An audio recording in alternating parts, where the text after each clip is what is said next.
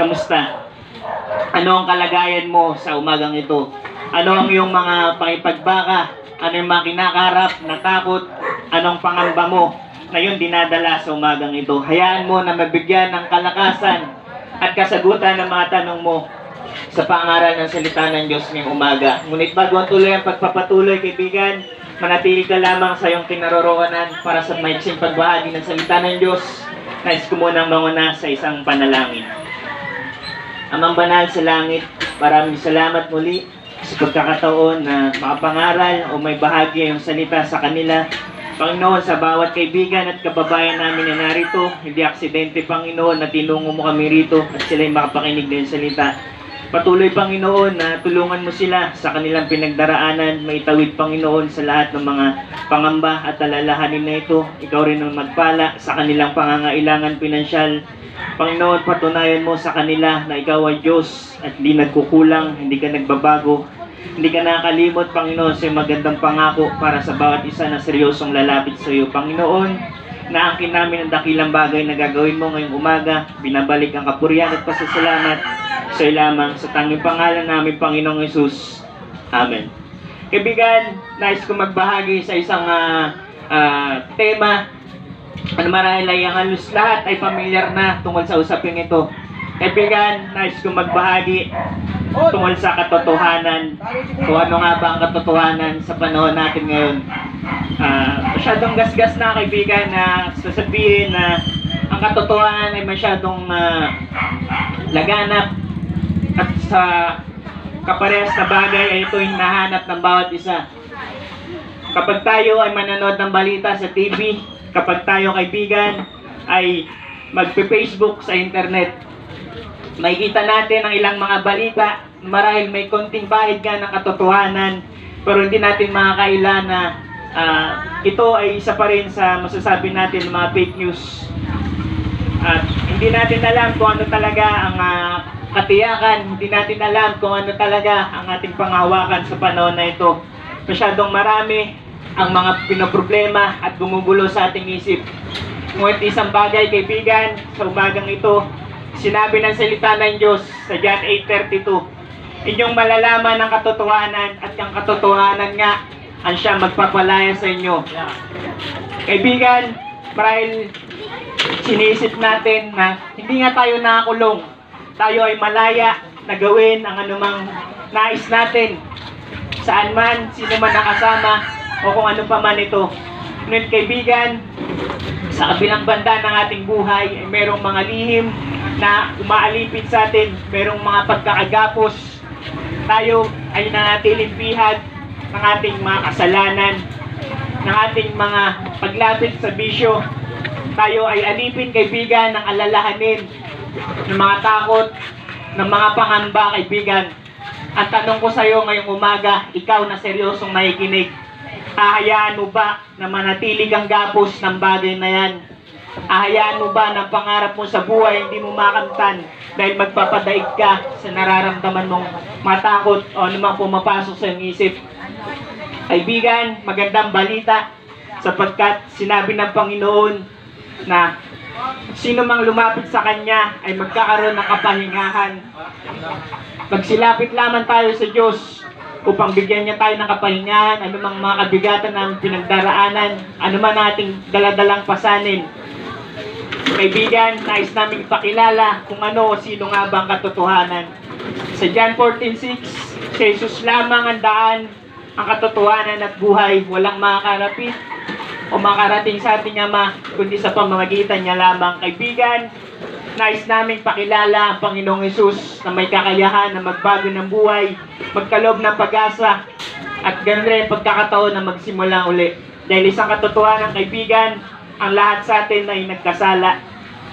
Tama ka ng rinig, kaibigan, walang matuwid o walang perfecto sa amin.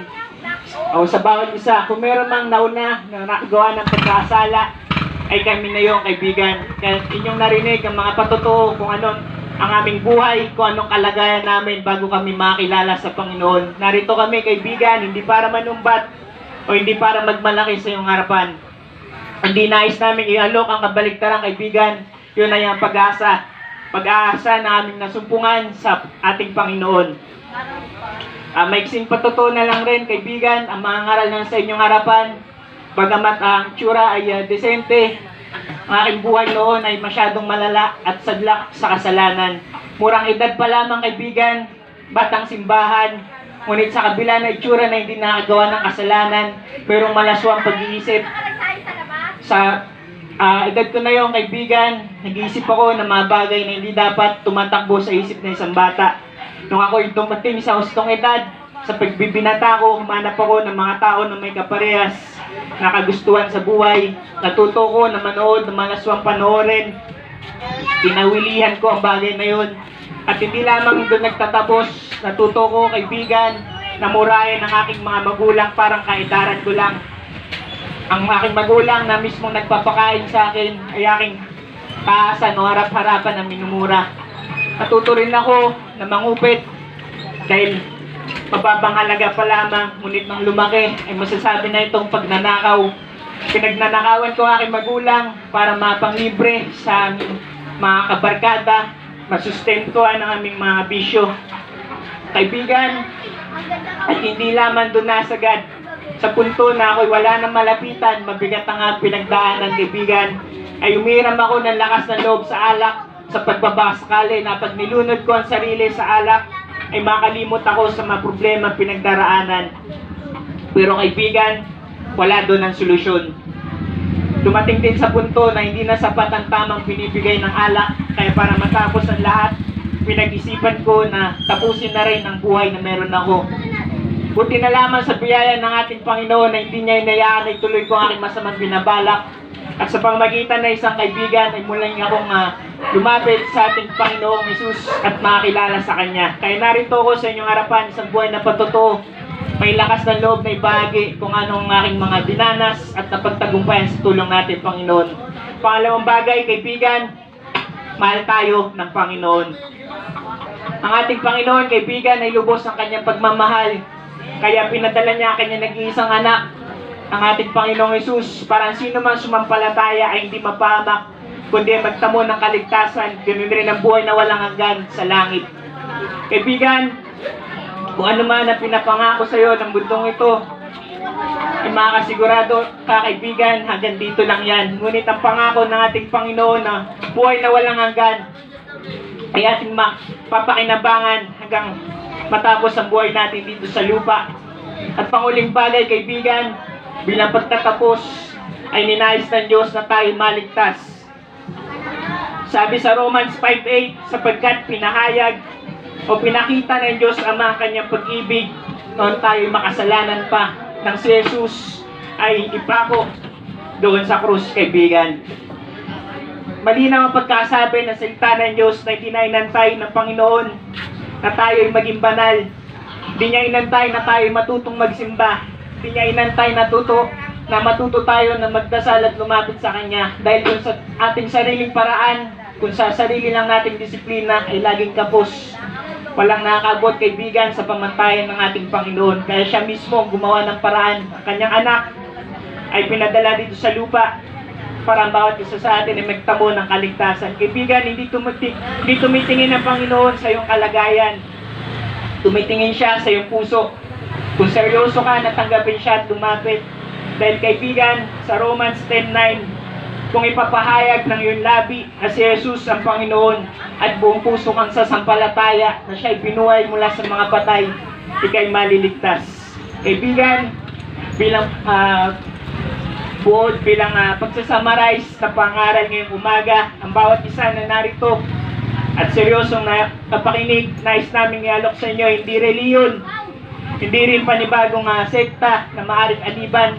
Ang nais namin ibahagi ay kagandahang loob ng ating Panginoon, mabuting balita ng pagkakaligtas, ganoon rin ang pagkakataon na magsimula ng bago at pag-asa sa ating pinagdadaanan. Kung ikaw yan na seryosong nakikinig, handa kang tanggapin ng tulong na nais ibahagi ng ating Panginoon, ay nais kitang imbitahan sa isang maiksing panalangin. Sa panalangin na ito, kaibigan, ay dito nag-umpisa na kumilos ang Diyos sa aming buhay. Kung paano may lakas kami ng loob na ibahagi sa inyo, hindi lamang pangaral ng Kanyang salita, kundi ang aming pagtatagumpay sa dating buhay at sa kung ano na kami ngayon.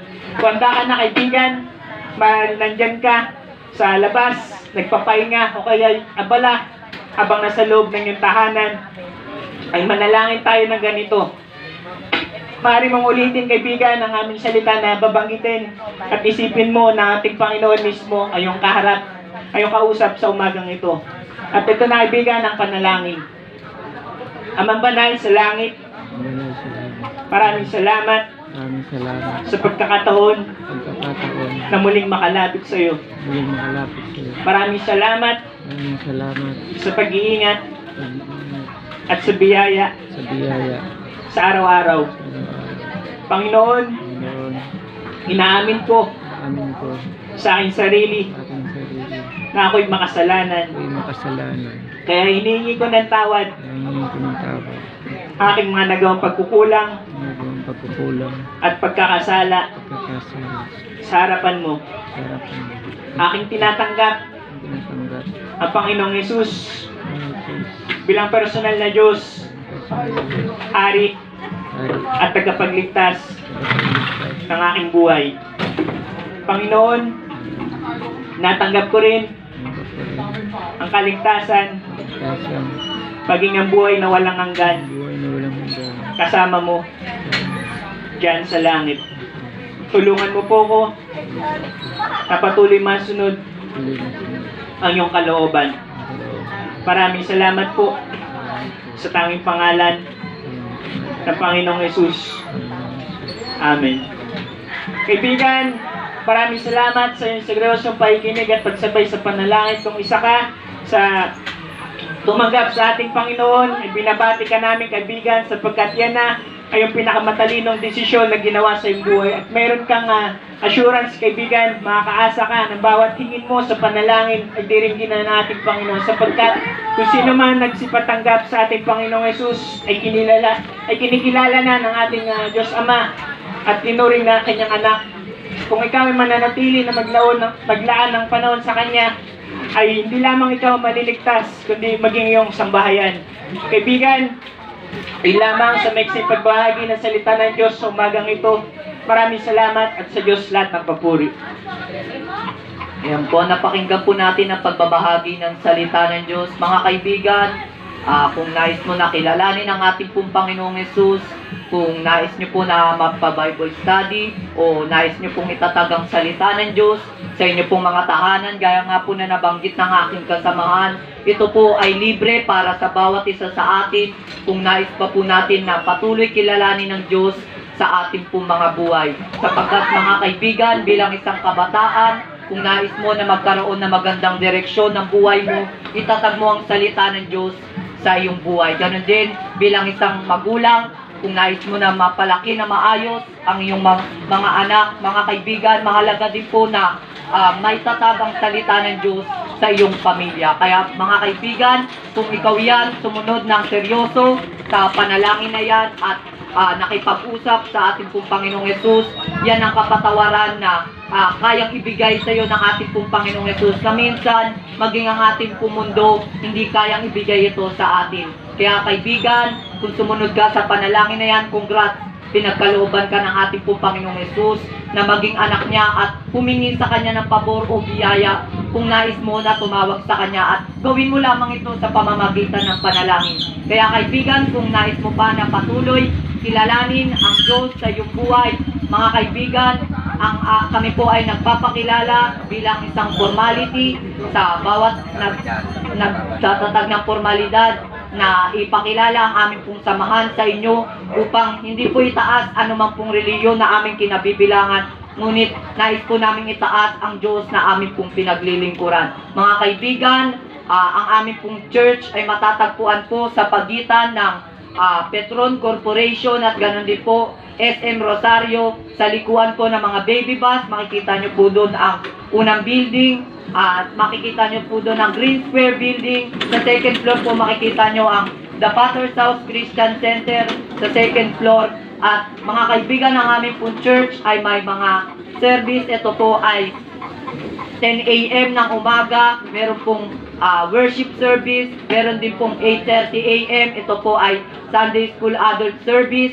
o pagtatatag po maging sa pamilya ng bawat ng salita ng Diyos, maging sa mga anak po. Ganon din po mga kaibigan, meron din po kaming church service ng gabi. Ito po ay alas 6. Kung kayo naman po ay hindi available ng linggo ng umaga, meron din po kaming church service ng alas 6 ng Wednesday, at welcome na welcome po kayo na pumunta sa aming po church. Ganon din po mga kaibigan, kung sino man po ang bawat isa sa atin na kung saan nais po magpapanalangin, kami po ay libreng nananalangin para po sa bawat isa na may mga sakit karamdaman, at ganon din po, approach nyo lamang po ang aking po mga kasamahan kung nais nyo po na magtatag ng salita ng Diyos sa inyo pong tahanan. At bilang pong pagtatapos ay nais ko po mag-alay ng panalangin para sa bawat isa bilang pagpapala po ng ating pong Panginoong Hesus.